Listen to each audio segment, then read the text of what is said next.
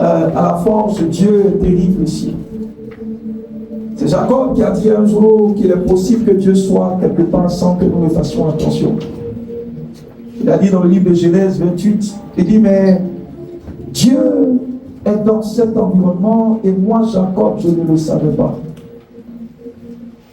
La présence de Dieu est là et le dimanche l'Esprit m'a poussé à parler du mystère et de la révélation de la forge. Je parlerai de ça le dimanche. Pourquoi l'inspiration de la forge? C'est quoi la forge selon Dieu? Pourquoi Dieu parle de la notion de la forge? Le dimanche sera un dimanche d'ivresse. Nous serons tous ivres de l'esprit parce que la forge a une civilisation. Il y a quelque chose de spécifique que Dieu fait. Là où Dieu reconnaît ce qu'on appelle sa forge. Et nous avons entamé 21 jours de jeûne. Dimanche, nous allons achever. Le jeûne a plusieurs avantages. Et pour ceux qui auront sérieusement pris ce temps, verront les retombées dimanche. Amen. Parce qu'avec Dieu, ce qui est bien, c'est qu'on ne le triche pas. Amen. Parce que le jeûne a un but. Le jeûne a un effet. Physique d'abord, avant même d'atteindre la dimension spirituelle. Les médecins nous révèlent que le jeûne aide le corps à se refaire. Imaginez un véhicule sans vidange. Ce que le jeûne fait au corps humain, c'est ce que la vidange fait à un véhicule. Il y a des maladies qui partent juste par le jeûne. Manger matin, midi, soir est un problème pour le corps. Parce que l'estomac n'a pas le temps de se reposer.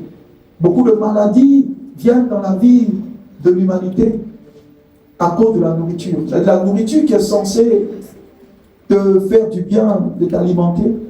Quand tu utilises cette nourriture à l'excès, ça devient un problème. Et sur le plan spirituel, le jeûne élargit notre capacité. Amen. Parce que ce que Dieu veut donner à l'humanité, c'est trop fort. Et ça demande une certaine capacité spirituelle pour que la chose de Dieu descende. Regardez avec Jésus en Luc chapitre 4, après qu'il soit passé par les eaux du baptême en face de Jean le Baptiste. Et Jésus lui-même décide de rentrer en jeûne. Quand vous lisez la partie, la Bible dit qu'il est conduit par l'Esprit dans le désert. Mais ce n'est pas Dieu qui lui a dit jeûne. Ce n'est pas l'Esprit même qui lui a dit jeûne. Il a compris ce qu'il allait y faire. Et par rapport à ce qu'il voudrait, il a compris que le jeûne ici devenait une stratégie. Et Jésus a jeûné pendant 40 jours. Et regardez, celui qui est rentré rempli, quand il est rentré dans ce jeûne, qu'il est sorti revêtu. Donc il y a ce que le jeûne fait, qui mobilise les ressources spirituelles en notre faveur. Et quand il est sorti de ce jeûne, regardez ce qui s'est produit. La Bible dit, Dieu lui a donné un vêtement qui a fait que même le chef bandit, le diable, a été obligé de s'éloigner de lui. Et regardez, sans promotion, la Bible dit que sa renommée s'est accrue. Que produit le jeûne? Le jeûne augmente notre capacité. Et le jeûne permet à chacun d'entre nous de recevoir le capital spirituel de Dieu pour que nos vies ne soient plus jamais les mêmes. Quand quelqu'un a jeûné correctement, ce vase de la personne devient très sensible à l'esprit. Et Dieu ne t'a pas à remplir. Dieu ne t'a pas à inonder. Dieu ne t'a pas à faire en sorte que la vie de cette personne change radicalement. Parce qu'il faut la chose d'en haut pour nous permettre de dominer sur les réalités de la terre. Amen. Personne ne peut dominer la terre à partir de la terre. On ne peut dominer la terre que de par une substance qui vient du royaume de Dieu. Et nous appartenons à ce royaume qu'on appelle le royaume de Dieu. Parce qu'il y a plusieurs royaumes dans l'univers, dans le monde. Il y a le royaume de Dieu qui est opposé au royaume des ténèbres, au royaume de Satan. Et même dans les différents royaumes, il y a des sous-groupes qu'on peut définir. Il y a le royaume marin, il y a le royaume des humains.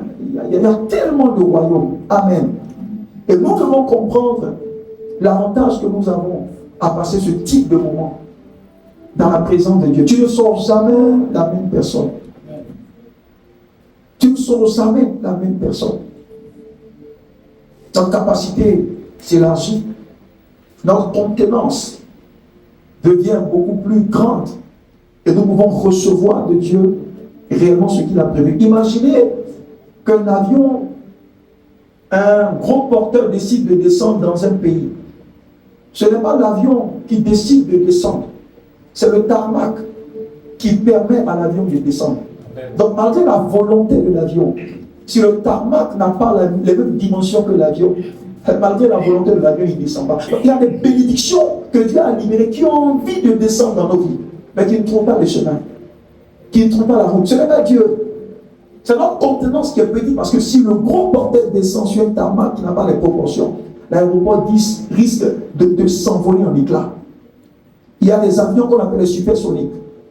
S'ils arrivent à l'aéroport qui n'est pas conforme, les vitres même peuvent s'envoler. Parce que leur présence seulement, le son que ça produit est capable de briser les vitres.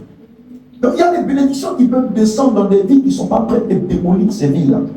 C'est comme parfois quand on prie beaucoup, on a l'impression que Dieu ne nous exauce pas. Non, ce n'est pas qu'il n'a pas exaucé. L'exaucement de Dieu peut nous tuer. Donc Dieu attend que tu puisses augmenter ta capacité, qui soit proportionnelle à ce qu'il a prévu pour nous. Jésus a compris ce qui venait. Donc il a compris que la seule stratégie qu'il devait avoir, c'était de rentrer dans un jeûne. Regardez, la Bible dit à la fin du jeûne, le diable vient le tenter. Ce n'est pas avant la fin du jeûne. Donc quand tu finis le jeûne, tu n'as plus besoin de... Tu prends la nourriture et tu manges. Mais le diable est venu le tenter où? À la fin du jeûne. Mais si c'est à la fin du jeûne, et tu manges et puis ce n'est pas un péché, ton jeûne est fini. Mais de quelle soif on parle ici? On dit qu'il avait faim. Ce n'était pas la faim de la nourriture. C'était la faim des ressources spirituelles. Amen. Il avait faim de Dieu. Sinon, quand tu finis un jeûne, tu le coupes. Il n'y a pas de problème. Le diable lui dit, voici, dis à la nourriture, si tu as... Non, il dit non. Ce que je recherche, ce n'est pas ce que toi, le diable, tu penses. Ce n'est pas le pain normal. Je veux le pain chaud qui vient d'en haut. C'est ce pain-là, quand il rentre dans le vase que je suis, il me qualifie pour les choses supérieures. Le jeûne te fait du bien. Amen. Et il y a une culture qu'on peut avoir qui fait en sorte que tout programme de l'ennemi dans notre environnement, le programme est là, mais il est sous nous.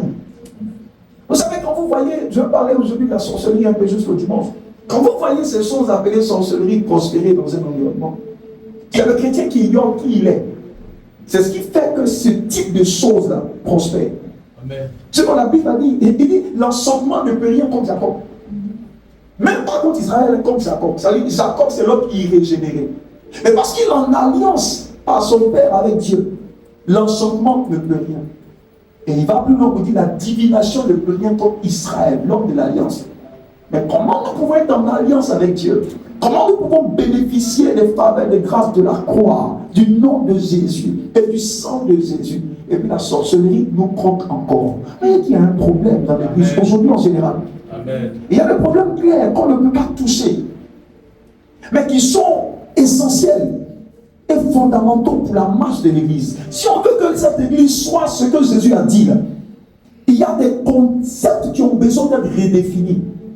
Il y a des terminologies qui ont besoin d'être redéfinies. Le message de Jésus est clair. Matthieu 16. Avant de bâtir la structure organique et spirituelle de l'Église, Jésus a donné la caractéristique. Il dit mon Église à moi. Ce qui fait que c'est mon Église à moi. L'Église sur laquelle je suis le chef. L'Église sur laquelle je suis la tête. La preuve que c'est pour moi. Il dit le séjour des morts. Et le séjour, il dit les enfers. Le séjour, j'ai envie de dire, qu'est-ce qu'il a dit? Il dit le séjour des morts et même l'esprit de mort ne peut rien contre. Donc ça veut dire de manière claire que si je vois une entité organique sur laquelle l'impact du monde des ténèbres est fâcheux, c'est que la chose là, ce n'est pas pour Jésus.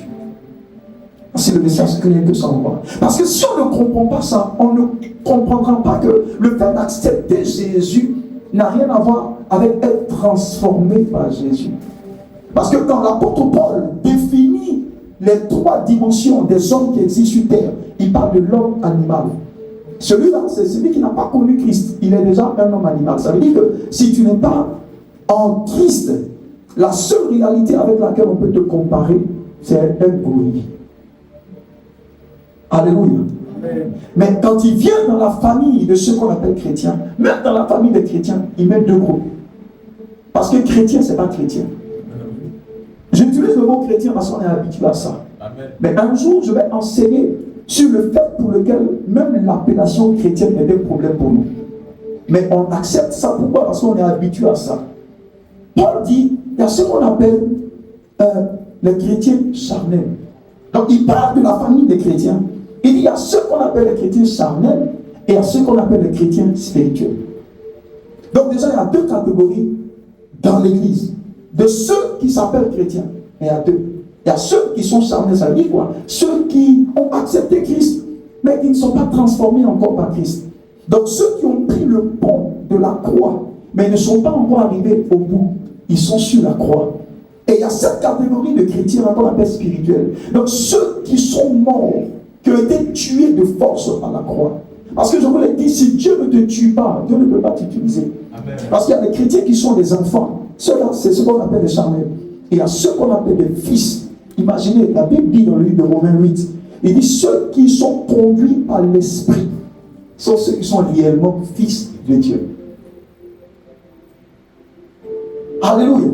Ça commence à entendre des débats où on dit que le chrétien ne peut pas être possédé et autant. Si on rentre dans ça, même sur le plan théologique, c'est une erreur d'être en train de chasser les démons des corps des chrétiens. Amen. C'est un concept qui aujourd'hui est devenu un petit souci. Mais parce qu'on ne peut pas toucher au cœur des choses, ça n'a pas existé au temps de Jésus. Donc on préfère maintenir les chrétiens dans un stade de bébé.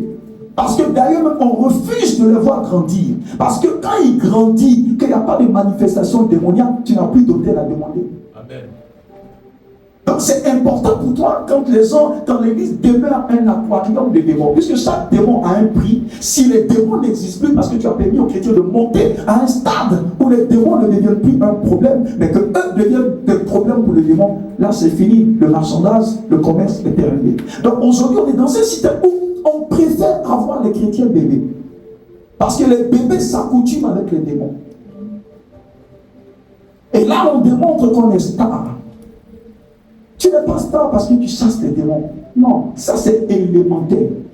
Le jour où ils sont revenus de la chasse, ils ont dit au Seigneur, nous avons chassé les démons en ton nom, nous avons fait. Il dit non, ne vous réjouissez pas parce que les démons vous sont soumis, mais réjouissez-vous pourquoi? Parce que votre nom est écrit dans le livre de vie. Alors de chasser les démons, c'est élémentaire. Tu peux même chasser les démons sans que Jésus ne te connaisse. Tu peux chasser les démons sans que Jésus ne te connaisse. Lisez Matthieu 7, 21. Il dit, je vous dirai au dernier jour, je ne vous ai jamais point connu. Ça veut dire depuis le début, je ne te connaissais pas. C'est pas qu'il te connaissait au début et puis arrivé à un moment donné, il a cessé de te connaître. Il dit, depuis que tu as commencé, je ne t'ai jamais connu. Quand tu peux chasser les démons sans appartenir à Jésus, la Bible est claire, hein?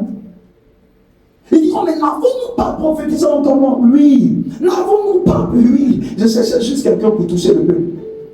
Ouais. Donc si je suis capable de toucher un âne pour toucher le peuple, et que l'âne n'est pas un prophète, toi-même je peux t'utiliser si tu es disponible là pour utiliser. Mais ça ne veut pas dire que je t'approuve dans tes voies. Amen. Alléluia. Amen. Ça ne veut pas dire que je t'approuve. Il y a une telle vie qu'on peut produire qui fait que dans notre environnement, s'il y a des hommes qui sont sorciers, ils vont démissionner. Ils vont vous dire, attendez, je m'en vais. Tandis je m'en vais. Ce n'est pas à nous de quitter l'ambiance parce qu'il y a la sorcellerie. C'est à eux de nous quitter parce que ce qu'ils ont vu en nous est plus puissant que ce qui est en eux. Amen. Bien. Et ça vient par la connaissance et la compréhension de notre identité. Amen. Mais aujourd'hui, les chrétiens ont peur de la sorcellerie. Vous savez pourquoi ils ont peur? Parce qu'ils n'ont pas confiance en leur chrétienté. Amen. Quand tu sais ce que tu fais dans le secret, tu as peur de certaines choses. Mais ta force vient de ce que tu sais que ta foi est enracinée sur le roc. Amen. Tu ne peux pas te parler au village parce qu'il y a la sorcellerie. Ça veut dire qu'il y a un problème. Amen. Et comment tu es affecté quand Jésus dit allez dans le monde? Je veux que vous passiez de ce chrétien bébé à des chrétiens faits, à des hommes faits, à des personnes qui sachent qui elles sont, et qui savent que Christ est avec elles, et qu'elles sont avec Christ. Et tu n'as pas confiance en toi. Parce que tu as une vie devant les pasteurs, devant les tontons, devant les tantis, et tu as une autre vie derrière. Donc tu n'as pas confiance en toi. Et c'est ça le problème de l'Église aujourd'hui. Alléluia. La Bible est claire. Il a dit en Nombre 23, il dit aucun enchantement ne peut contre Jacob. Regardez ce qui s'est passé avec Balaam et Balak. C'était le peuple de Dieu, comme nous sommes aujourd'hui. Le monsieur a voulu maudire le peuple de Dieu. Mais la malédiction passe pas. Pourquoi? Parce que ce peuple appartient à Dieu. Donc déjà, il y a un problème de compréhension. Il y a un problème de compréhension là. Et ce modèle d'église, ce n'est pas ce modèle dont Jésus parlait. Et ce n'est pas le modèle que Jésus a en tête. Écoutez, Jésus a dit, est-ce que quand il viendra à la fin des temps, il trouvera de la foi? Le seul problème aux yeux de l'église, c'est la foi. Amen. La foi vient de ce qu'on entend. Ce qu'on entend est censé venir de notre Seigneur. La foi est fondée sur notre capacité à connaître celui que nous servons. C'est quoi Daniel 11:32 dit, ceux qui connaîtront leur Dieu feront des espoirs. Ceux qui connaîtront leur Dieu, il n'est pas dit Jésus, peu importe ton Dieu, si tu le connais, tu arrives à faire des espoirs parce que la connaissance de ton Dieu te donne d'être ferme. Parce que tu as Jésus, tu le connais. Même quand on dit ici dans le village, tout le monde meurt ici, tu t'en vas. Il y a 2 ans en arrière, parce qu'on nous a dit qu'à Borne, il paraît que la sorcellerie là-bas, c'est à un haut niveau. Regardez un cas. Je ne sais pas si ça va être Arnaud, mais avec qui je ne sais pas. Il y avait une situation, je suis parti jusqu'à Borne. Parce que je sais sur quoi ma chrétienté est fondée. Je ne fais pas comme ça. Je sais qui marche avec moi. Et je sais que je fais l'effort que je peux en tant qu'homme pour vivre selon le standard de Dieu, pour le représenter dignement. Je vais aller à Borne et puis je le sors de Borne. Et à peine j'arrive au niveau de kilomètre 17. On arrive avec la personne au kilomètre 17. Dans le véhicule, on l'appelle pour lui dire, il y a une tante que tout le monde connaît comme sorcière dans la famille, est décédée. On a fini l'action à Borne. Et ils sont là. Ils sont témoins. Ils sont là. Ils sont témoins. S'ils entendent, ils vont témoigner. On est allé jusqu'au village. On est allé jusqu'à la place publique, on nous regardait. Ils nous regardent, mais ce qu'ils voient, c'est plus. Pourquoi? Parce que notre confiance est basée sur notre relation avec le Seigneur. Ce n'est pas une question de perfection, c'est une question de cœur qui est engagé en Christ. Tu ne peux pas aller dans un environnement parce qu'il y a la sorcellerie. C'est un problème. Tu ne peux pas aller au village sans avoir un arsenal d'huile d'onction, de quoi? Non. Il y a des moments où tu peux utiliser ça. Mais si la croix n'est pas capable de t'aider, c'est une bouteille d'huile d'onction qui va t'aider. Si le sang de Jésus n'est pas capable de t'aider, est-ce de l'eau bénie qui va t'aider? Il faut que les mentalités changent. Ta présence dans cet environnement est suffisante pour que Dieu y soit. Je vous l'ai dit, Dieu n'est pas là où tu n'es pas. Parce que c'est toi qui le transporte. Donc ta présence dans une ambiance, ce n'est pas seulement la présence d'un homme, mais c'est la présence de ton Dieu et de son entourage dans cet endroit.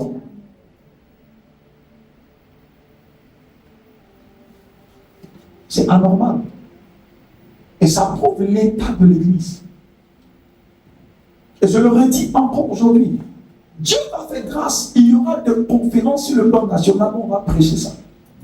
Amen. Et c'est inattaquable. Aucun chrétien véritable ne peut être affecté par ces choses. Vous savez, j'ai l'habitude de le dire ici souvent. La qualité des enfants qui naissent du ventre de leur maman, c'est des enfants bien portants.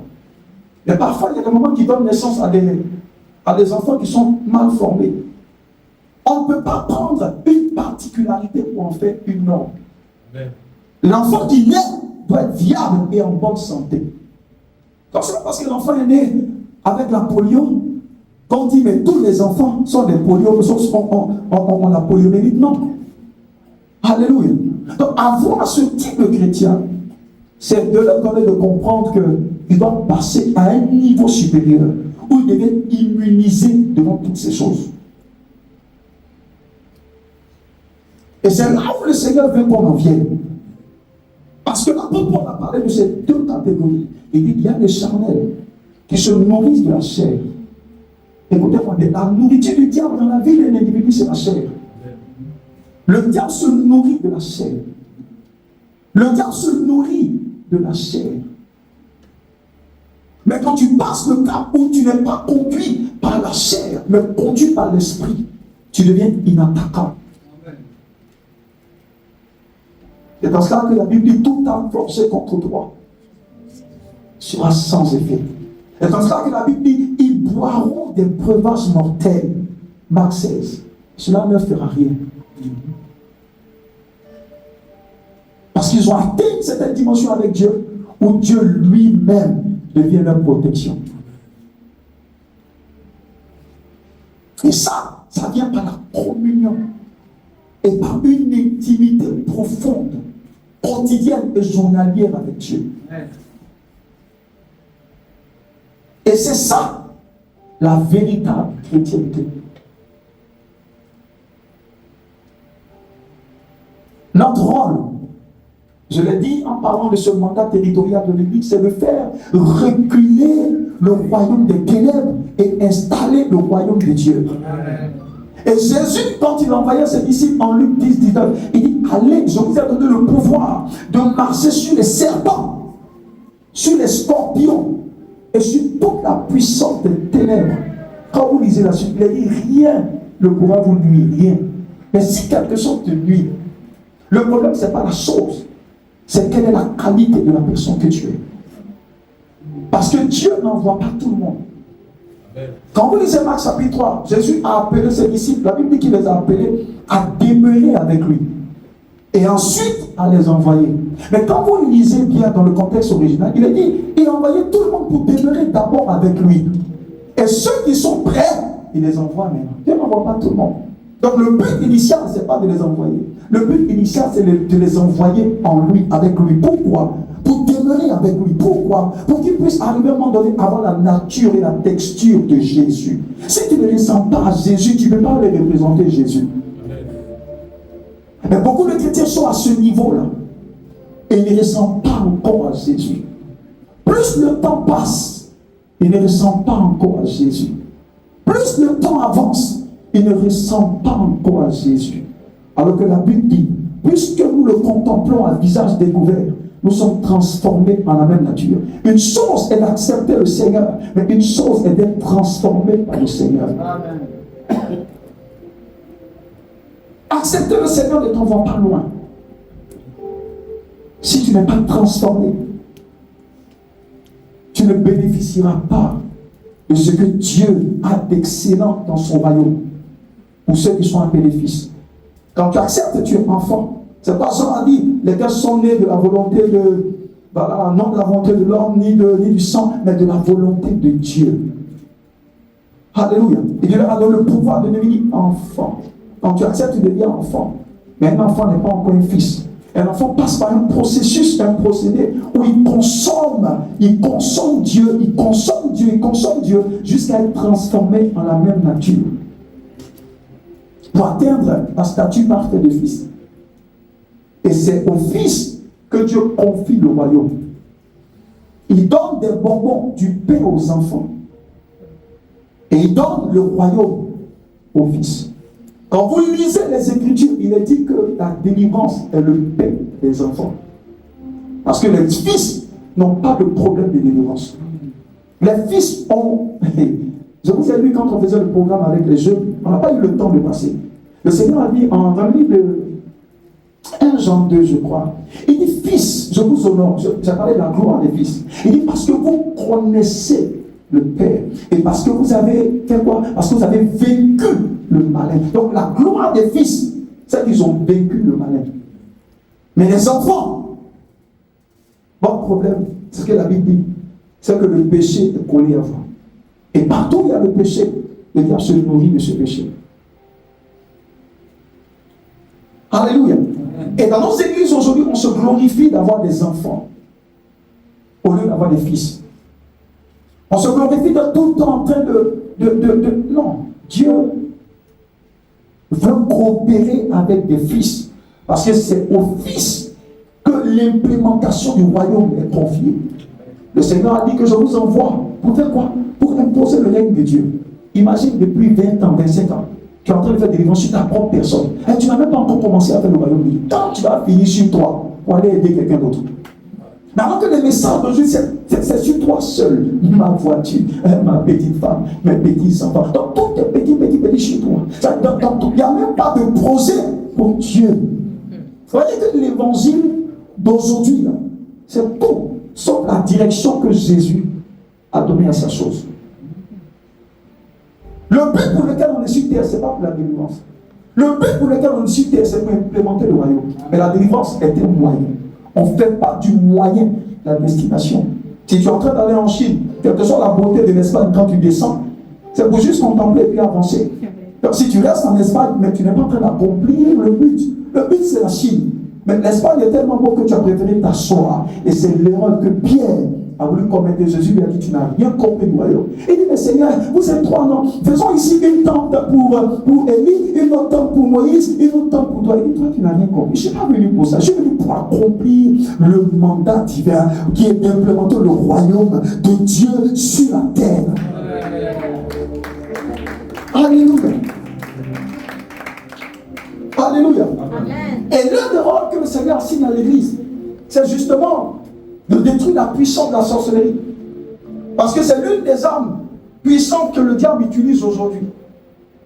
Vous allez voir qu'il parle du pouvoir sur les scorpions, il parle du pouvoir sur les serpents. Et ces choses sont les différentes dimensions. Dans le monde des ténèbres, des scorpions, par exemple, c'est l'une de la sorcellerie. Quand vous regardez dans le vocabulaire le mot, quand vous tapez le mot scorpion, vous allez voir que ce qui ressort de là, c'est la sorcellerie. Et quand vous tapez sur serpent, vous allez voir que c'est l'esprit de divination. Et un troisième dont la Bible ne parle pas, mais qui est aussi un esprit de caméléon. Là, c'est autre chose. Mais déjà, le Seigneur dit, je vous envoie pourquoi? Pour que vous puissiez, je vous donne le pouvoir pour détruire la puissance de la divination et la sorcellerie, parce que c'est l'activité principale du diable sur la terre. Et il n'y a pas une famille où il n'y a pas la sorcellerie.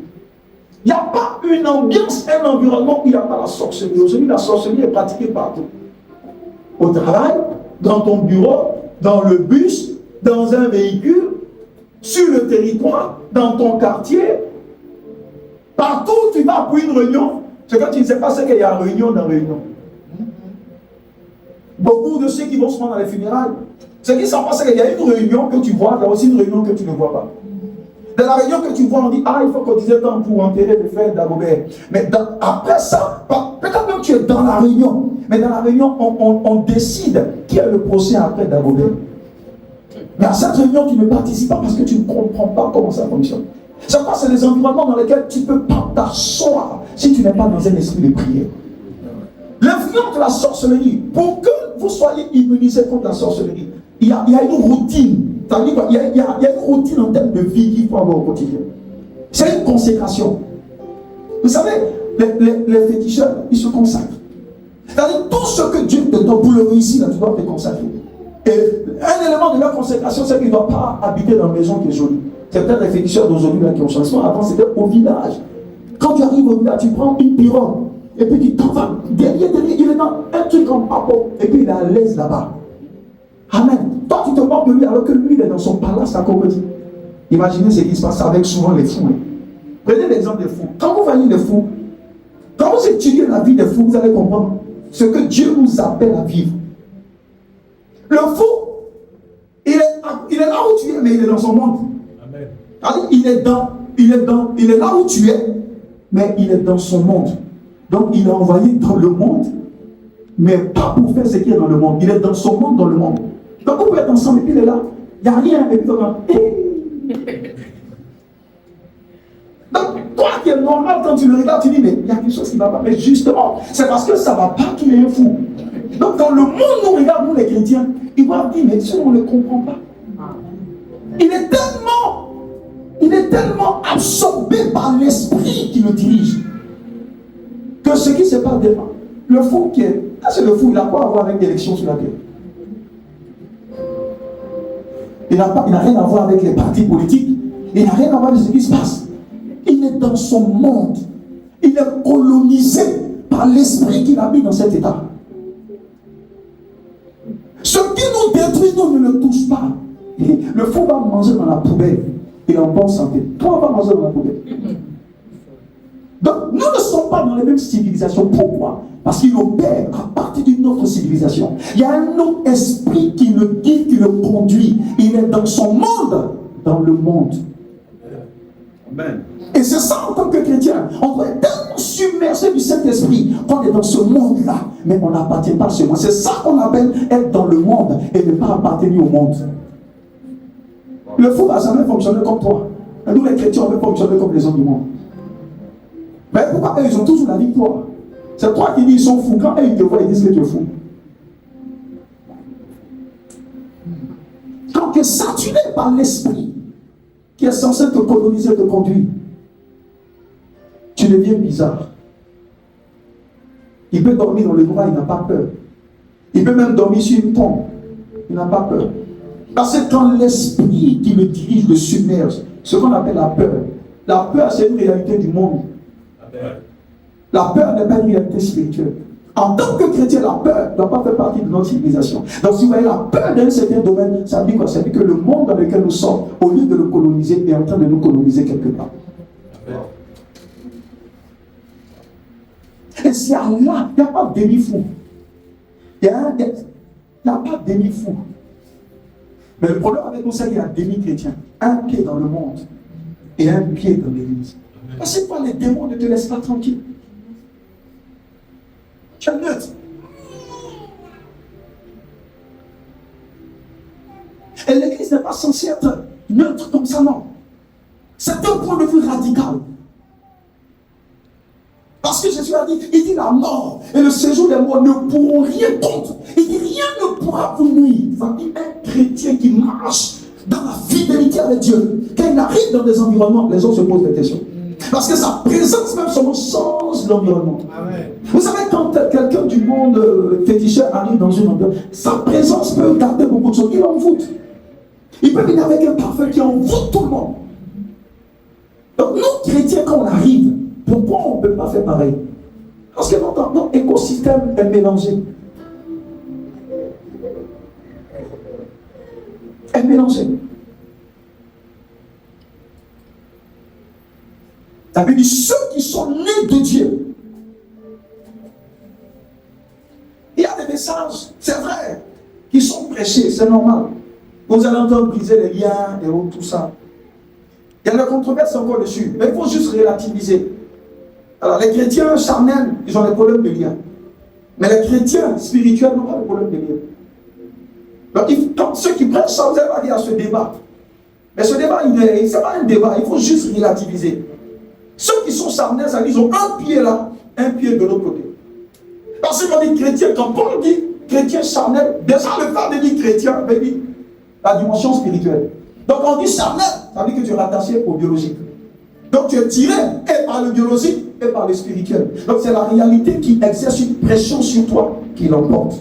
Mais le chrétien spirituel, la Bible dit, écoutez-moi bien, lisez Jean chapitre 1, 14. Lesquels sont nés non de la volonté de l'homme, non de la volonté de la chair, ni du sang, mais qui sont nés de Dieu. Ça veut dire qu'on ne retrouve même plus des traces au village. Ah, c'est le message que nous. Et c'est le véritable message de la Trinité. Et c'est le message que les apôtres ont prêché. Vous n'allez pas voir les messages que nous prêchons aujourd'hui, là, au temps des apôtres. Parce qu'ils étaient toujours dans une ambiance de... aucun démon ne peut venir là. La Bible dit qu'ils étaient remplis de l'esprit. Et ils étaient revêtus de feu. Parce que le rôle de Jésus, c'est le baptiser de l'esprit et le baptiser du feu. Quelqu'un qui a reçu le feu, aucun lien ne peut dénouer. C'est l'élément de niveau, dans la théologie vraie. Non. Non. Quand on dit chrétien peut être lié, c'est quel chrétien? C'est de ça qu'il s'agit. Parce que même en Pierre, qu'est-ce qui a été réclamé? C'est Simon. Le diable peut réclamer Simon, mais aucun diable ne peut réclamer Pierre.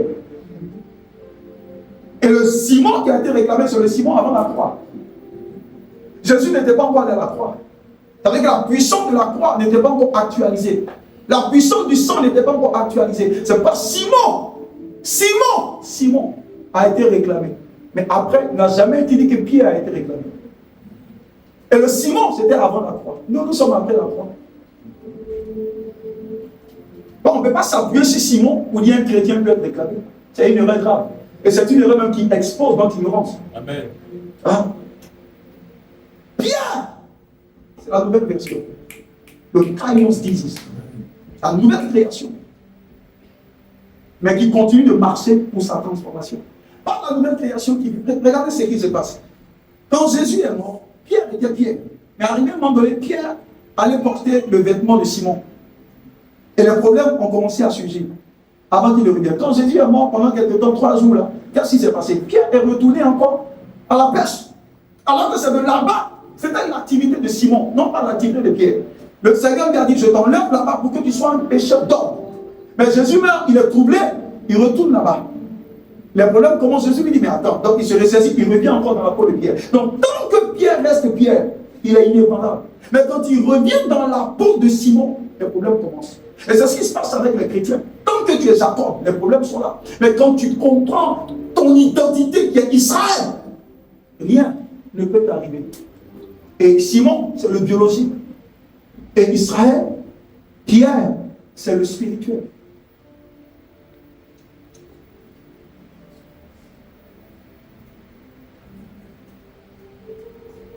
C'est pas, quand vous lisez les Écritures, ces affaires de chrétiens peut être, c'est pas écrit quelque part. Avec vous êtes de Dieu. Vous êtes, c'est les choses que j'expérimente au quotidien. Ma famille, là, c'est compliqué. Mais j'ai expérimenté ça. Et le message que le Seigneur m'a dit, à chaque fois que tu veux te déconnecter de ta famille, c'est de quitter. J'ai dit à Abraham, quitte ton père et ta mère. Et surtout quand l'influence de la sorcellerie est dans une famille, la seule chose que tu as à faire, pour être sûr que la sorcellerie sera détruite à jamais sur ta vie, c'est de quitter. Pas forcément abandonner, mais quitter. Pour un moment que Dieu t'indique, disparaître de leur radar. Parce que tant que tu ne quittes pas, quand on dit quitter, c'est même quitter leur argent. Parce que tu quittes et puis on continue de t'envoyer des mandats. Tu n'as pas quitté. C'est ça le problème. Écoutez, ne jouez pas avec la sorcellerie. La sorcellerie détruit. Et dans notre ambiance, partout où tu iras manger la sorcellerie aujourd'hui, c'est devenu le passe-temps favori de tout le monde. Et les sorciers aujourd'hui, parfois, mais ils peuvent juste le voir, ils ne te connaissent pas, mais ils veulent juste essayer sa puissance sur toi si ça marche. Ah, hier, j'ai eu quelque chose de l'autre côté, après j'ai tenté de voir si ça marche. Et puis, boum. Et la personne est paralysée, il a assez que ça marche. Et puis la force qui est paralysée, juste parce que tu n'as pas compris que tu es dans un monde qui n'est pas toujours un Eldorado. Tu n'as pas compris que le monde dans lequel on est, déjà, il y a un conflit qui a existé il y a longtemps. Mais quand tu as une ambiance qui est de Dieu, quand il jette l'âme contre toi, toute âme forgée contre toi, quand il lance, il dit, hey, ça ne rentre pas. C'est là qu'il comprend que toi aussi, ton pied est assis sur Caïn. Il ne faut jamais sortir de la maison comme ça, comme on dit chez nous en Wazari. Tu as montré aussi en Wazari. Pas intentionnel quand tu sors. Et ça demande la consécration. Église, ça demande la consécration. Ça demande la consécration. Le prix qu'il faut payer, ce n'est pas aller juste bâtir un hôtel. Ça, c'est un évangile qui n'a pas de sens. Amen. Non, ce n'est pas ça. Ce n'est pas l'antidote. Non, c'est la consécration. Une vie, en fait, je vous dis, il y a 2 moyens où le Seigneur peut encourager les gens à donner. Quand tu donnes, il faut donner d'abord par révélation. Et l'Esprit te met à cœur de donner. Tu donnes parce que l'œuvre de Dieu doit avancer. Et puis, il y a les projets, par exemple, tu participes pour que l'œuvre avance. Et un autre moyen, c'est que tu donnes comme acte de foi. Parce que quand tu as la foi en une entité, tu participes à tout ce qui concerne cette entité. Vous comprenez un peu? Mais dès que tu donnes pour ta délivrance, ça n'existe pas. Amen. Ça n'existe pas. Parce que Pierre même n'a pas donné poisson à Jésus pour sa délivrance. Donc c'est un faux message. Amen. Bon, malheureusement, c'est ce message-là qui court. Et du coup, nous enlevons l'aspect consécration. On pense que c'est juste en apportant l'autel que les esprits de ténèbres seront... Non, c'est une erreur. D'abord, tous ceux qui vont savoir que la situation s'empire. Parce que rien ne peut remplacer ta consécration. Je vous l'ai dit, c'est la culture divine que tu pratiques là, qui arrivera à démolir la culture démoniaque. Dans ta famille, pour que cette sorcellerie soit installée, il a dû avoir un pasteur, un sorcier, pour asseoir ça. Donc c'est tous les jours, il prie pour que le mauvais esprit la gère la famille. Donc le même procédé qu'il a utilisé pour rentrer là, pour changer la civilisation, c'est le même procédé que tu utilises. D'abord, Dieu va susciter un prêtre dans la famille. Dieu va susciter un pasteur aussi dans la famille. C'est pas, je te dis la vérité. Dieu t'a mis dans cette famille, pas pour que tu sois un membre. Pour que tu sois le pasteur de ta famille. Tu ne pourras jamais changer ce qui se passe dans la famille, même si tu n'es pas pasteur.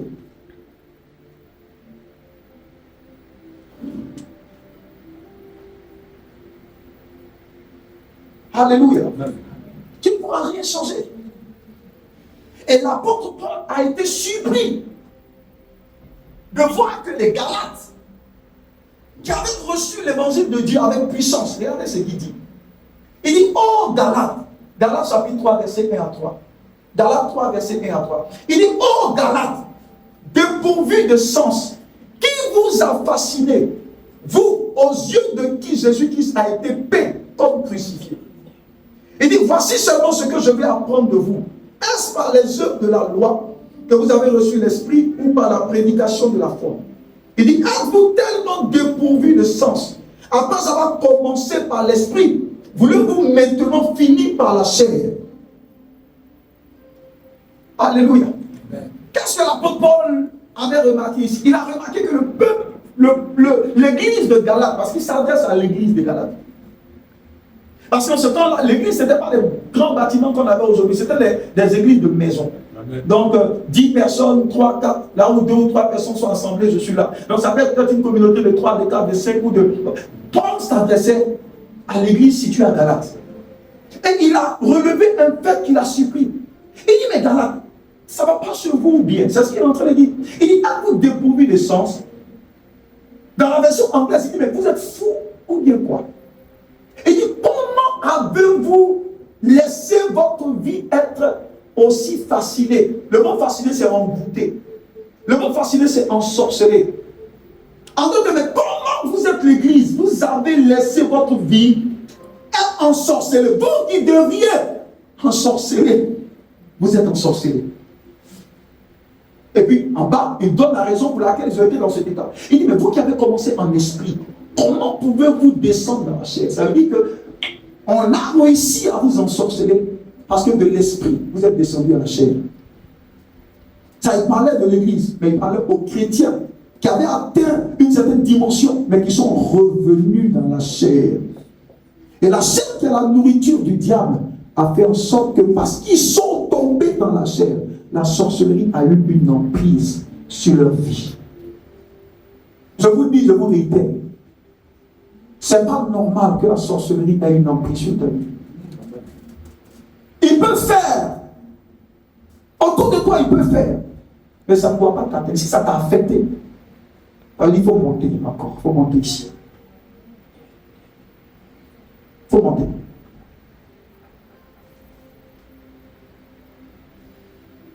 Paul était surpris de voir des chrétiens qu'il avait alimentés, qu'il avait nourris. Un jour, c'est le même Paul qui dit, mais depuis 3 ans, je vous ai enseigné la parole. Je reviens 3 ans après, dans l'expectative de vous voir grandir, je me rends compte que vous êtes encore des enfants au lieu d'être des maîtres. Donc ça veut dire que Paul se dit à un moment donné qu'ils ont arrêté leur croissance. Imaginez un bébé, un organisme vivant qui arrête de croître. Il y a un bébé, 1 an, 2 ans, il a toujours la même forme, 10 ans, il a la forme. Tu as dit ça, on dirait que c'est un démon. Donc Paul a remarqué que ceux qu'il a nourris qui étaient bébés aujourd'hui, même la vie normale requiert qu'un bébé, au bout de 3, 4, 5 ans, doit devenir un enfant et puis grandir. Mais il a remarqué que les gars là, au lieu, ceux qui ont commencé dans la gloire, ils sont descendus. Et la sorcellerie a eu une emprise.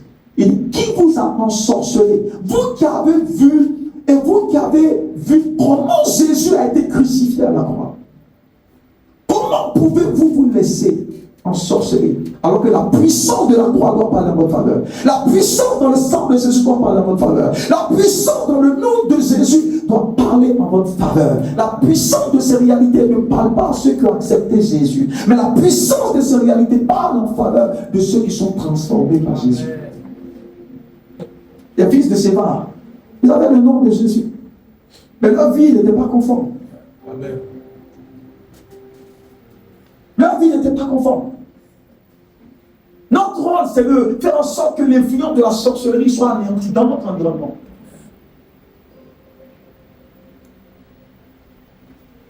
Mais nous devons être de vrais chrétiens. Je vais vous dire quelque chose d'assez important. N'essayez jamais d'attaquer les esprits de famille si vous n'êtes pas prêts. Et c'est l'erreur que nous faisons dans nos églises.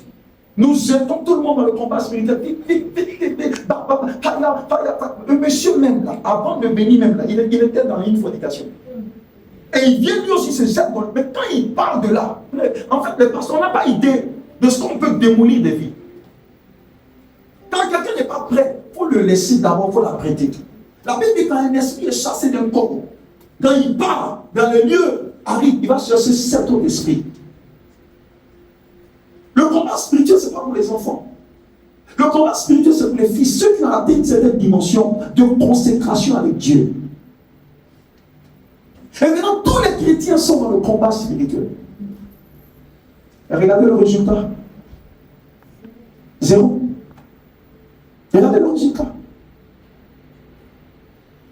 Voyez un peu, non? Il s'agit d'ouvrir les yeux de quelqu'un pour que... C'est vrai que le combat spirituel ne marche pas. Il marche, mais ce n'est pas pour les enfants. C'est-à-dire, pour avoir de l'impact, écoutez, même dans une nation, ce n'est pas tout le monde qui envoie en guerre.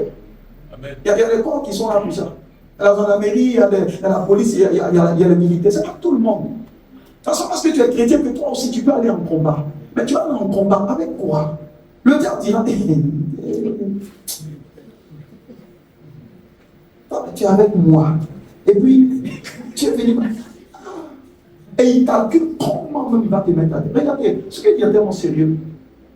Regardez vous-même, prenez l'expérience. Elles sont plus ils font le combat spirituel, plus la situation s'empire. C'est vrai que quand tu combats, au bout d'un certain moment donné, tu auras l'impression que ça s'empire un peu. Après, ça doit descendre. Mais si ça perdure, ça veut dire que tu n'es pas qualifié. Parce qu'il y a des gens qui font le combat spirituel qui meurent. Qui font le combat spirituel et puis ça se complique après. Pourquoi? Parce qu'ils n'ont pas le niveau qu'il faut pour le combat spirituel. Et voici comment l'église est livrée. Et voici comment le diable gagne de l'ascendant sur des vies. Parce que ceux qui ne sont pas censés aller en combat, on les envoie en combat. Le combat spirituel, ce n'est pas pour tout le monde. Lisez Éphésiens chapitre 6, verset 12, qui est le passage phare. Quand on veut parler, on dit non, mais toi, tu n'es pas pour le combat. On n'a pas dit on n'est pas pour le combat. On dit seulement que ce n'est pas tout le monde qui doit combattre. Et on combat à partir de la présence de Dieu. Regardez, ça veut dire celui qui n'est pas enraciné en Dieu, il n'est pas qualifié à faire le combat. Regardez Éphésiens chapitre 6, verset 10. La Bible dit au reste. Éphésiens 6, 10. Au reste, fortifiez-vous dans le Seigneur et par sa force toute puissante. C'est après on dit revêtez de toutes les armes. Ouais. On dit qu'il faut d'abord être fortifié dans le Seigneur par sa puissance. Tu es dans la fornication, tu n'as pas quelle puissance de Dieu. Voyez les mains. On tombe directement pour dire armez-vous des armes spirituelles et demandez le bouclier et à dire non. La Bible dit c'est ceux qui sont fermement enracinés en Christ. Ceux qui ont vérifié à gauche à droite, qui ont verrouillé toutes les portes. Ceux qui ont fait en sorte que leur vie soit barricadée par la haine de Dieu. De sorte qu'il y a, dans tout combat, il y a un retour. Dans ceux qui ont fermé pour ne pas qu'il y ait un retour, ceux-là, ils peuvent maintenant se revêtir les armes et puis aller en combat. Ça veut dire que les enfants n'ont pas leur place ici. Ceux qui n'ont pas une vie correcte n'ont pas leur place ici.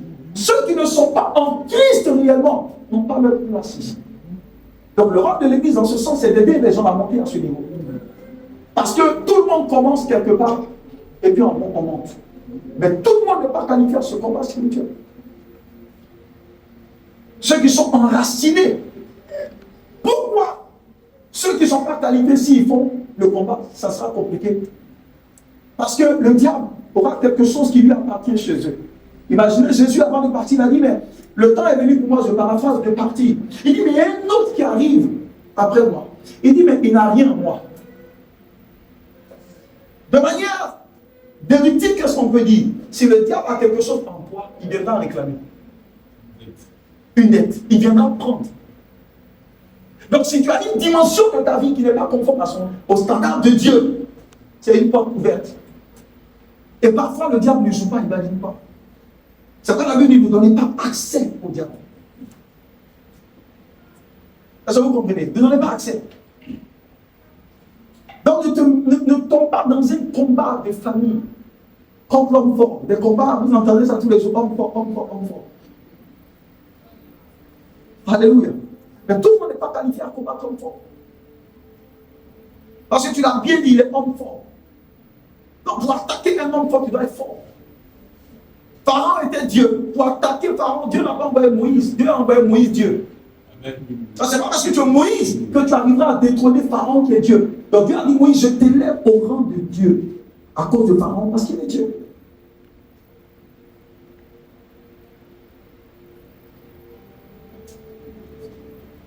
C'est quelqu'un qui comprend ce que je veux dire. Vous avez entendu beaucoup ces débats-là. Vraiment, un chrétien ne peut pas être. Il y a toujours ce conflit-là. Les liens, non, il n'y a pas de lien dans le chrétien. Il n'y a pas de. Donc il y a lien, non, non. Il faut juste relativiser. Ce n'est pas le modèle de Jésus. Mais l'Église actuelle a créé un modèle que Jésus n'a pas créé. Il y a les chrétiens qui refusent de grandir. Et c'est ceux-là. Il faut en sorte qu'une étiquette est donnée. C'est-à-dire, ceux-là, ils ont la polio. Et c'est ceux-là qui ont des liens qui finissent jamais. Je veux que tu comprennes. Ceux-là, ils ont des liens.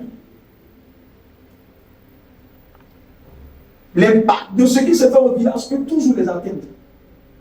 Pourquoi? Parce qu'ils ne sont pas perdus en Christ. C'est pourquoi la Bible dit ceux qui sont en Christ. Je veux dire, le message de être en Christ, je vais prêcher ça sur plusieurs dimanches. Être en Christ. Quand tu es en Christ, tu cesses d'être dans la biologie de ton père. Tu es en Christ, tu es noyé en Christ. Tant que tu n'as pas disparu en Christ, tu es encore vulnérable. Tu vas regarder, Jésus dit, si vous êtes en moi, tel que ma parole demeure en vous. Elle dit d'abord vous êtes en moi, et ensuite moi je suis en vous. Si les deux réalités ne sont pas remplies, tu es vulnérable. Mais la sorcellerie est une réalité. Et c'est à nous que Dieu donne la charge de détruire cela par la prêtrise.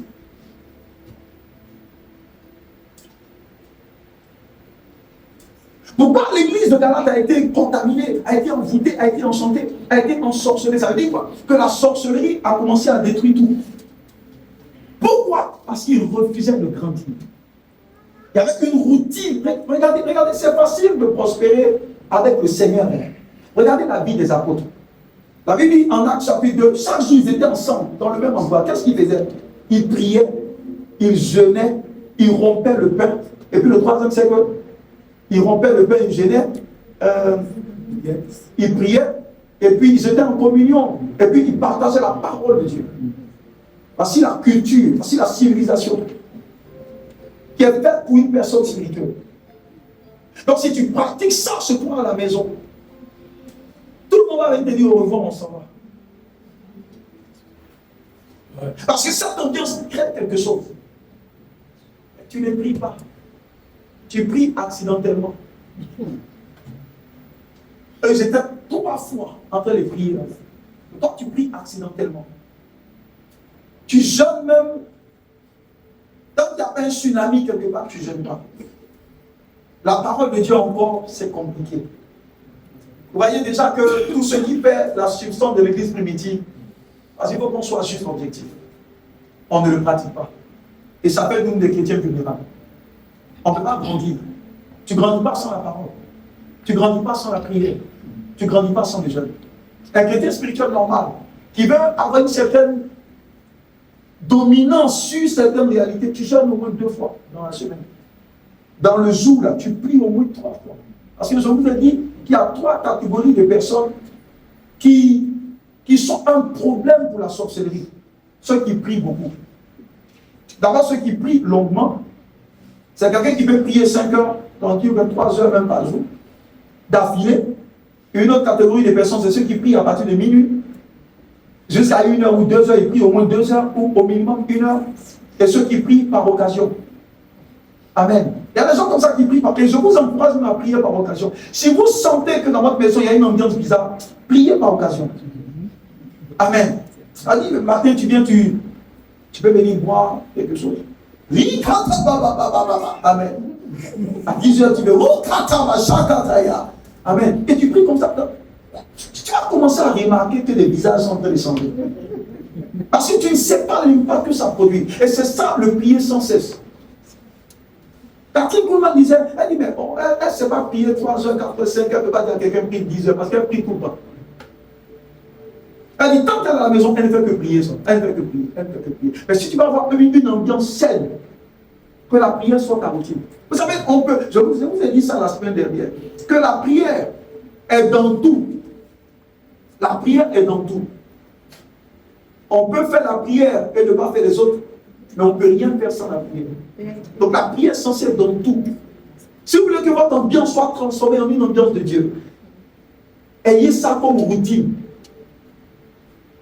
Et la prière n'est pas un don, c'est un sacrifice. Amen. Seigneur, fais-moi le don de prière. Non. Le Seigneur te stimulera. Comme le psaume 98 a dit, Seigneur, stimule-moi, donne-moi la vie de la prière pour activer. Mais tu devras au départ, tu dois engager la prière. C'est comme le moteur de l'avion. Quand l'avion monte dans les airs, c'est la force de l'aérodynamique qui conduit l'avion. Mais avant de monter, l'avion doit faire un effort. Et pendant que l'avion est en train de partir, il y a la force motrice, il y a l'énergie cinétique, il y a beaucoup de choses, il y a la pesanteur qui agit.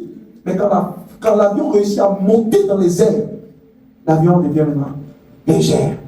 Et c'est le vent qui le transporte. Donc au départ, là, tu fais un effort. Tu vas bailler au départ, mais tu ne laisses pas le bâillement t'avaler.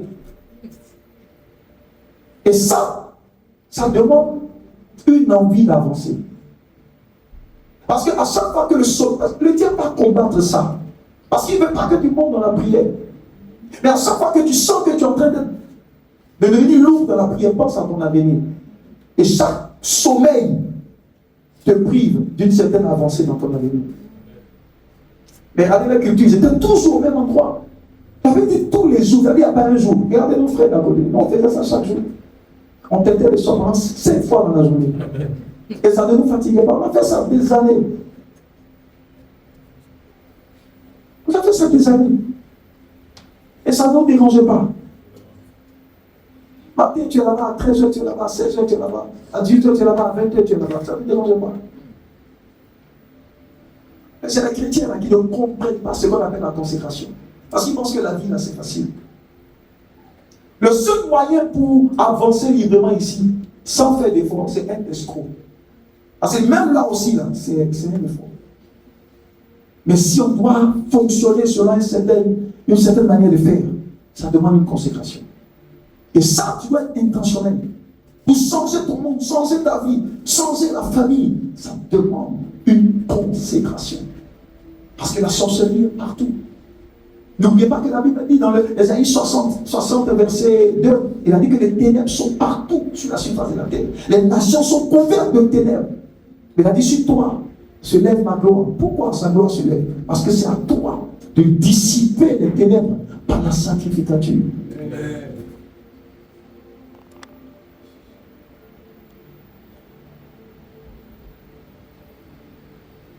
Paul a dit, qui vous a ensorcelé ainsi? Une église qui a ensorcelé n'est pas l'église de Jésus-Christ. Parce que Jésus a été clair. Il dit, mon église à moi. Soit ce n'est pas l'église de Jésus, ou c'est une église qui ne fonctionne pas selon les standards de Jésus. Le diable va attaquer. Il a la preuve que c'est pour Jésus. Mais il dit, l'attaque ne doit rien produire. Parce que les attaques sont le test que Jésus a. Donc Jésus même crée son église et puis lui-même permet que les attaques viennent. Parce que tant que les attaques ne viennent pas, tu ne peux pas savoir à qui appartient cette église. César a son église. Donc quand les attaques viennent, si ces attaques arrivent à rendre perméable la chose, c'est que c'est pour César ou pour quelqu'un d'autre. Mais si les attaques n'arrivent pas, Ça veut dire réellement que c'est l'Église de Jésus. Ils te feront la guerre, qui est la preuve que certainement que tu es pour Jésus. Mais s'ils arrivent à te vaincre, ça veut dire que tu n'appartiens pas encore à Jésus. Ou que tu n'appartiens pas pleinement à Jésus. Mais pour ce qui est total, ce qui est offert entièrement, ils feront la guerre. Et Jésus a dit, ils ne te vaincront pas.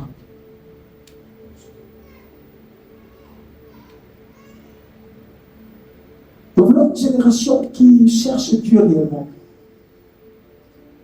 Une génération qui est passionnée de Christ, qui est assoiffée de Christ, qui veut laisser Christ être manifesté dans sa vie, qui veut laisser Christ être rempli en eux, pour prouver à cette génération que c'est possible qu'il y ait des personnes qui vivent et qui sont absorbées totalement et entièrement par la personnalité de Christ. Parce que les frontières des ténèbres ne pourront jamais reculer si le prototype que nous sommes n'est pas conforme au standard de Dieu. Là où Dieu t'envoie, c'est pour que tu puisses repousser les frontières des ténèbres. Le lieu, le travail où tu es là-bas en tant qu'ambassadeur. Est-ce que tu représentes Christ là où tu es? Est-ce que les gens te regardent et disent, lui là, il est réellement quelqu'un qui appartient à Christ? Si tu as besoin de te présenter pour que les gens sachent que tu es chrétien, c'est qu'il y a un problème. Normalement, de visu, il doit dire lui là, il n'est pas. Parce que tu ne fais pas ce qu'il faut. Ta manière de réfléchir est une autre manière de faire. Tu as doté d'une intelligence différente. Et tu es un représentant du royaume de Dieu. Tu vis pour être l'effuseur de la gloire. Jésus était la radiation, le reflet de son Père. Et partout où il nous envoie, nous devons être le reflet de ce qu'il a été. Le monde d'aujourd'hui est rempli de ténèbres. Mais ça demande la consécration pour que cette ténèbre se dissipe. Les ténèbres sont avantageuses pour nous. Pourquoi? Parce que la brillance d'une lumière se voit par les ténèbres qui sont autour. On ne peut pas voir ta brillance dans la brillance. Donc les ténèbres ont un rôle, c'est de favoriser ton émergence. Donc les ténèbres n'ont pas pour rôle de t'engloutir, mais de favoriser ton émergence. C'est au milieu des ténèbres que tu dois briller. Dieu lui-même, il habite au milieu des ténèbres. Salomon a dit en 2 Chroniques 6, il a dit, Seigneur, toi-même qui as désiré habiter dans l'obscurité. Mais comment un Dieu de lumière décide d'habiter dans l'obscurité? Il n'est pas obscurité, mais il habite dans l'obscurité pour que sa brillance soit évidente et éloquente. Donc là où Dieu t'a mis, c'est pour que la brillance de la gloire qu'il manifestera au travers de ta personne puisse corriger les ténèbres et montrer à ceux qui sont autour que tu appartiens à un autre gouvernement, que tu appartiens à un autre monde, que tu appartiens à un Dieu qui s'appelle le Dieu de lumière.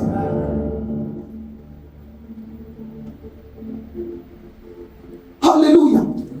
On va se tenir debout dans cette présence. Demain, nous allons continuer et prier fortement. Demain, contre la puissance de la sorcellerie. On va juste mettre les bases pour qu'on puisse comprendre ce que Dieu attend de nous. Alléluia. Gloire à Jésus. Tu dois arriver à un moment donné, c'est ce que j'ai l'habitude de dire, où tu décides d'être un véritable croyant. Un véritable croyant. Lisez beaucoup Actes des Apôtres, ça va vous aider. Je vais vous dire quelque chose qui va vous choquer. Lorsqu'une personne est alignée au standard de Dieu, même l'argent vient. Amen. Même l'argent vient. Pourquoi je dis l'argent? C'est que c'est le facteur que les hommes poursuivent. Mais l'argent est spirituel. Amen. L'argent vient pour sponsoriser quelque chose de Dieu que tu es en train de faire. Donc quand tu te retrouves dans l'agenda de Dieu, l'argent vient juste comme un facteur sponsorisant ce que tu es en train de faire. Donc ce n'est pas à toi de forcément attirer. Non, tu deviens toi-même une réalité qui attire ces choses. Quand tu deviens ce que tu dois être, quand tu as la forme que Dieu désire que tu aies, Dieu t'envoie sur ton territoire. Et il y a déjà une provision pour ça. Nous n'allons pas revenir dans le livre d'ordination, on a déjà prêché ça à maintes reprises. Un homme ne peut avoir que ce qui lui a été donné du ciel. Donc il y a quelque chose qui lui a été donné du ciel, qui n'est pas la somme de ton frère.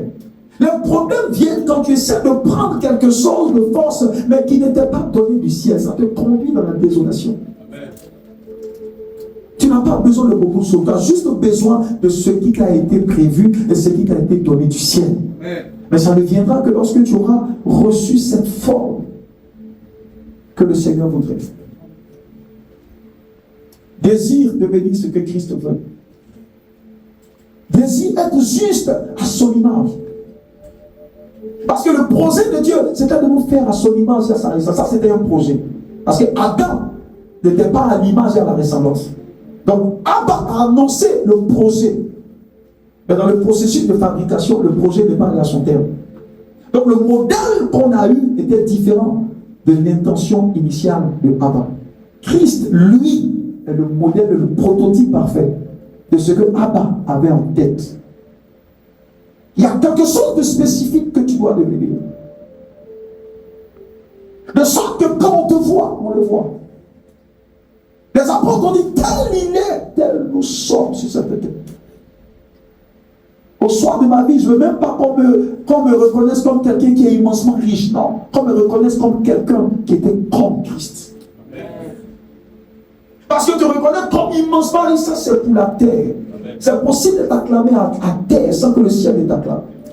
Mais je préfère cette acclamation du ciel là, qui dit vaillant et bon et fidèle serviteur.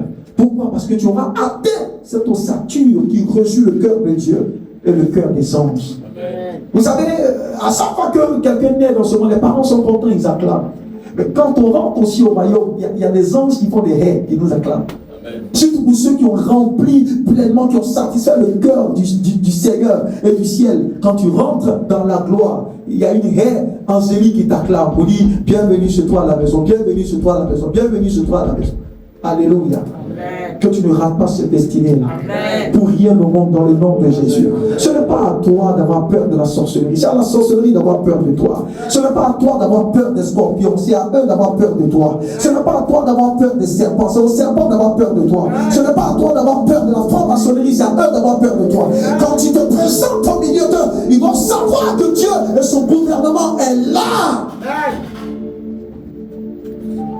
Parle au Seigneur ce soir. Shakata brakato sotoboma. Librosika la barundo sakapalatua. Parle en esprit pendant 5 minutes. Librosika la baroda babo. Rabasika la brando sikapalatua. Maluka ta brando sotoboma. Rakosa katabaya. Leka brando sotoboma. Lika tabo sikapalata. Malika brando sotoboma. Ibroska toluma kaliando maika borose. Maluka ta brando sako. Rabasika la braga da baala babo, rededede, jaka palatua, makalika brando saka babo, rabasuka la balinde sika palata, makalibra sotopoma, robobo sika palatua, maluka da brando sako, rodoboma, ikonobo sika palata, kaboka bela, lubra sika barindo sika palata, rabasuka da brando sotopo, rodoboma, rakosako, rabasika la brando sika bolose,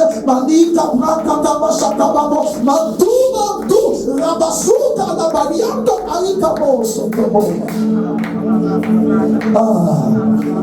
Tu n'es pas un homme, tu es une nouvelle création. Alléluia. Tu n'es pas un homme ordinaire, tu es une nouvelle création. Tu dois le comprendre. Tu dois le comprendre. Tu dois le comprendre. Tu dois le comprendre. Les brakataba la bazukataya, dans la pakataba, les brakataba, les bazukataya, dans la pakutaba, et les brakutaba, les bazukataya, au nom de Jésus. Alléluia. Écoute ceci. Rien de ce que le diable a établi n'est censé t'affecter. Vous savez, la croix, le sang et le nom de Jésus aujourd'hui sont mal exploités. On ne peut rien ajouter à la croix. On ne peut rien ajouter au sang. On ne peut rien ajouter au nom. Mais la voie pour entrer dans l'église, c'est la croix. Mais combien de chrétiens sont passés par la croix? C'est là où tout commence. Parce que c'est à la croix que Dieu te tue avant que tu le rentres. Si tu ne meurs pas pour rentrer, tu ne peux pas vivre en Christ. C'est pas l'image. Dans Jean 12 et 4 nous est donné la graine qui tombe, si elle meurt, elle ne peut pas devenir. Beaucoup de chrétiens aujourd'hui sont rentrés dans l'église sans mourir. Ils sont rentrés avec le caractère. Ils sont rentrés avec leur méchanceté. Ils sont rentrés avec la haine. Ils sont rentrés avec les calomnies. Ils sont rentrés avec la fornication. Ils sont rentrés avec ceux qui pratiquaient dans le monde. Donc ils ne sont pas morts. Et ce type de personnes-là, les démons et le diable en fait sa pâture. Donc la question de l'église aujourd'hui, combien sont rentrés par la croix qui est la porte, et combien sont rentrés par la fenêtre? Combien sont rentrés par leur bishop? Combien sont rentrés par leur pasteur? Combien sont rentrés par leur prophète? Mais combien sont rentrés par Christ et la croix? Parce qu'à la croix, on meurt d'abord avant d'évoluer.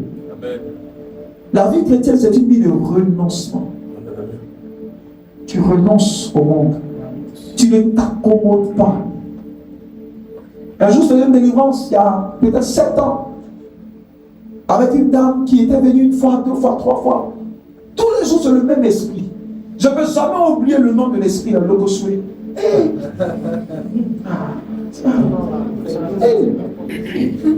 Chaque jour, tu pries, c'est l'esprit qui se manifeste. Tu le chasses.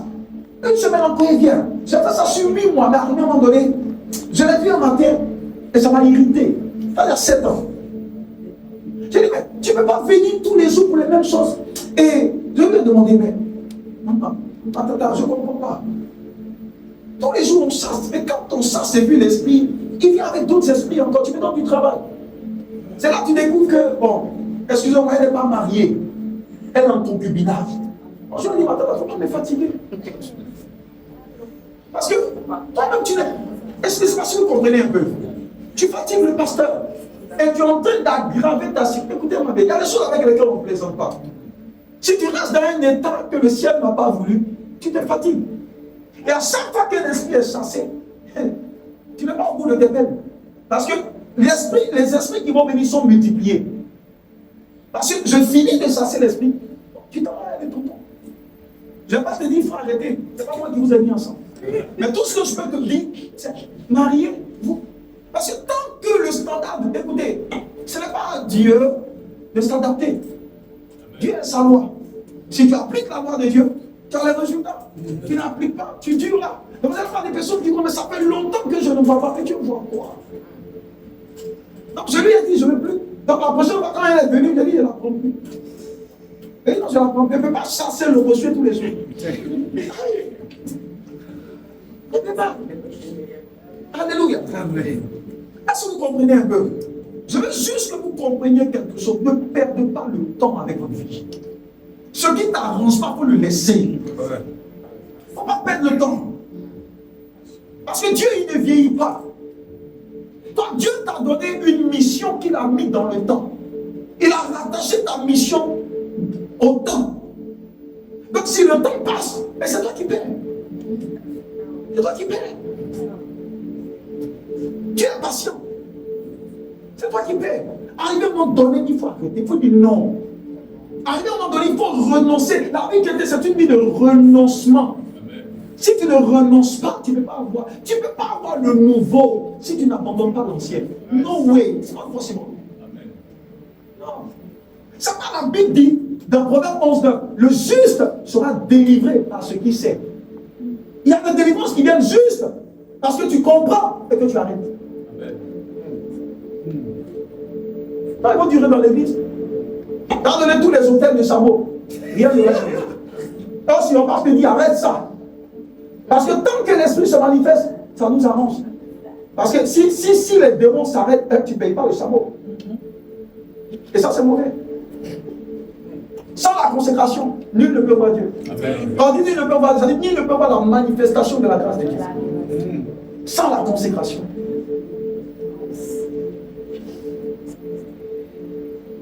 Parfois, arrêtez juste. Vous allez voir même que sans certaines prières, sans certaines gymnastiques, les choses commencent à évoluer. Juste ça. Juste ça. Je vous demande pardon. Pensez à votre vie. Je vous demande pardon. Arrêtez. Corrigez ce qui a besoin de corriger. Restaurez ce qui a besoin d'être restauré. Travaillez à votre caractère. Si tu sais que tu mens beaucoup, il faut jeûner. Tu peux essayer de jeûner 3 jours à sec. Oui, je vous assure. C'est la chose qui marche. Parce que mentir, là, ça peut être un esprit de mensonge qui est venu derrière. Donc tu décides de prendre un moment de jeûne pour arrêter le mensonge. Il y a une chose qui favorise la sorcellerie, la colère. Et puis le mensonge. Tout ce que tu fais qui ne glorifie pas Dieu, tu donnes le pouvoir au diable d'agir. Vous comprenez un peu? Et ça demande la consécration. C'est-à-dire, arriver à un moment donné, tu dis non, je mens trop. Et c'est pas normal. Je vous assure. Parfois, ça devient une habitude. Tu as envie d'arrêter, mais tu ne sais pas. Ton bonjour, c'est mensonge. Tu ne peux pas faire sans mentir. Ça veut dire qu'il y a un esprit qui est venu sponsoriser ce mensonge. Parce qu'à force de le faire, il y a un esprit qui est attiré par ça, qui vient de soi. Tu prends des temps de jeûne. Si vous ne vous battez pas, rien ne va changer. Tout est une question de consécration. Mais tu payes le prix et Dieu t'aide à avancer. Alléluia. Le Seigneur ne te dira pas envoie 2 millions pour ta délivrance. Non, le Seigneur ne fera jamais ça. Parce que la délivrance, il a acquise pour toi et il a sponsorisé, il a mis ça à la croix pour toi. Ta consécration est l'époque de l'Esprit de Dieu. Et ce qui te permettra d'aller. Il y a des moments où Dieu peut te dire effectivement, prends un sacrifice ou le prendre d'ordonner. Comme il peut te dire, prends 21 jours de jeûne. Comme il peut te dire, prends 3 jours de jeûne à 7 pour ce cas. Ce n'est pas dans tous les cas où Dieu demande de venir apporter l'argent, non. Dans le cas de Corneille, l'argent, il n'a pas ouvert l'église, il a envoyé ça sur l'île au monde. Parce que chaque cas est isolé. Chaque cas est particulier. Il y a des dimensions qui te dit apporte dans l'église. Dans d'autres dimensions, il te dit, mais jeune. Ou il te dit, viens toujours à l'église, prie de telle à telle et repas, fais ça sur 3 jours. C'est l'écoute de la sensibilité à l'esprit. Parce que ton cas n'est pas le cas de ton voisin. Jésus a guéri les yeux, mais pas de la même manière. Donc c'est ton écoute de l'esprit et ta sensibilité à la voix de l'esprit qui sponsorise ta délivrance. Battez-vous pour que votre vie change. Amen. Mais vous ne savez pas, tu ne peux pas séduire Dieu. J'entendais, et puis Dieu, lui, bon, il te laisse tomber, quoi. Tout ce que tu fais, Seigneur, il ne faut pas regarder, je te donne, c'est l'essentiel. Non. Parce que Dieu est intéressé d'avoir ton âme. Si Dieu même faisait ça, ça n'allait pas t'arranger. C'est les hommes qui peuvent faire ça, mais Dieu est intéressé par ton âme, par ta vie derrière. Parce que ce qu'il veut, c'est ton salut. Il est intéressé à ça. Et c'est ce qui intéresse aussi le diable.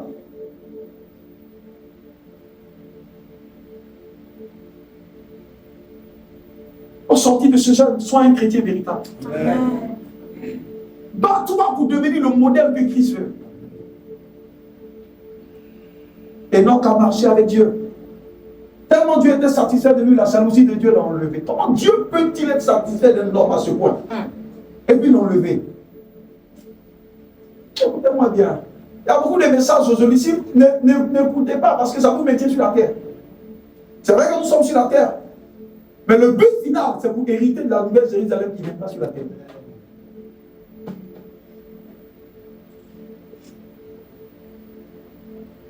Battez-vous pour vous présenter devant le Seigneur sans tâche. Et je termine par ceci. Le Seigneur dit, tout est à vous. Il dit, tout est à vous. Et dans même tout est à vous, il met la mort dedans. Ça veut dire quoi? C'est pas mauvais. Ça veut dire que vous avez la possibilité vous-même de dompter même la mort. Amen. Paul a dompté la mort. Jean a dompté la mort. La mort est venue à lui. Il dit non, moi tu ne peux pas venir parce que je n'ai pas encore fini le contenu de mon livre d'ordination. Il y a le fil de la vie des gens qui peut se couper. Quand tu ne sais pas où tu vas avec Dieu, le diable peut couper le fil de ta vie. Soyez des chrétiens véritables. Amen. Quand tu te présentes devant le Seigneur, tu n'as pas honte. Quand tu te présentes devant Dieu, tu es zen. Parce que tu sais que ce que tu es derrière, c'est ce que tu es devant. C'est ça l'intégrité. Ne sois pas un X en public et puis derrière, tu es dans les championnats. Que toi seul tu peux jouer. Alléluia. N'oubliez pas que le Dieu que nous servons, il est le Dieu du secret. Tout ce que tu fais peut être secret, mais jamais privé. Il y a toujours quelqu'un qui te voit. Si l'homme ne te voit pas, Dieu te voit. N'oublie jamais. C'est secret, mais ce n'est jamais privé. C'est pas la même chose. Hein. Ça peut être secret, mais jamais privé. Il y a toujours des yeux. Et dans les yeux, là, Satan est là aussi. Et Dieu aussi est là. Et après, il prend les clichés. Il va devant le trône de Dieu avec les photos. Et c'est là, on parle d'accusation devant le trône de Dieu. Vivez correctement. Vivez pour plaire à Dieu, s'il vous plaît. Vivez, atteignez cette dimension où vous voulez vivre pour plaire à Dieu. Que cette passion t'anime. C'est cette passion qui m'anime au quotidien. Je veux plaire à Dieu. Je me bats pour plaire à Dieu. Ça fait que quand le soir arrive, tu analyses ta vie. Là où tu sais que tu as manqué, te prosterne, Seigneur, pardon. Parce que je veux lui plaire. Juste ça. Et si vous fonctionnez dans cette dimension, vous ne courrez pas derrière les choses. Les choses viendront à vous. Au nom de Jésus. Amen. Acclame le Seigneur.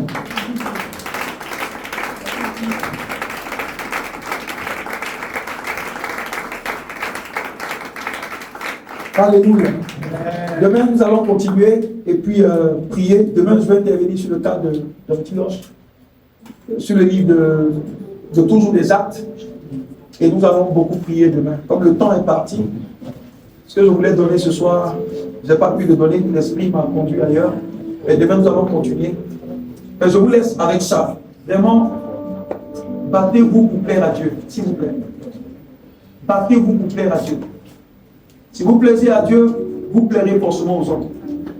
En tout cas, à ceux qui aiment le Seigneur. Mais battez-vous pour plaire à Dieu. Et votre vie sera un signe. Votre vie sera une merveille. Alléluia. Pour la gloire de son nom. Au nom de Jésus-Christ. Acclame encore le Seigneur.